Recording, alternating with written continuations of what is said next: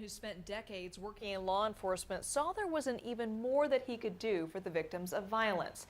And as Kate Kelly reports, his efforts to bring hope and healing have earned him this week's Jefferson Award. My name is Elsa Casillas.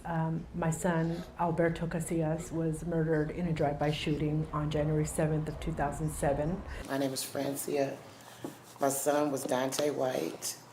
He was murdered April the 27th, 2006. The names and dates are like open wounds, visible, painful, and why these families have joined the Healing Circle, a support group led by George Durand. Our purpose here is to heal. It's to educate those who aren't educated about what happens to families who experience violence. Twice a month, family members meet at the Paradise Baptist Church in the Ingleside district of San Francisco. They come from cities around the Bay Area, bringing photographs so no one forgets the faces behind the statistics. I wanted a place where people can come and not feel judged, to not feel that they were alone in their loss. George's day job is with the San Francisco Sheriff's Office. It puts him in touch with crime victims year after year.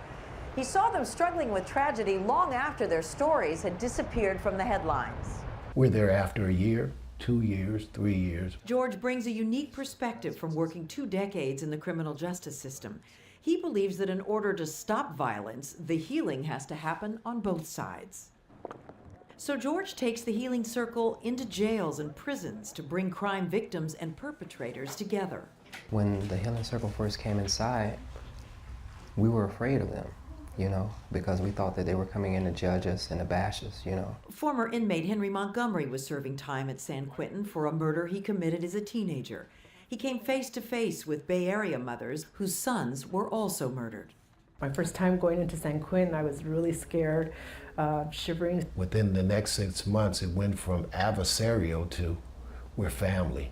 I really got a lot of insight on what I had done and the pain that I had caused. Henry was released from San Quentin several months ago and continues to come to the Healing Circle meetings. It really impacts us because then we know that we're changing people for the good. We were once victims, but now we're survivors. That's what inspires me, to see families being brought back together, and instead of the despair, there's hope.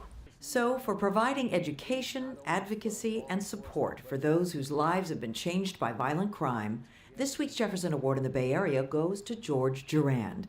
Kate Kelly, KPIX 5. Okay.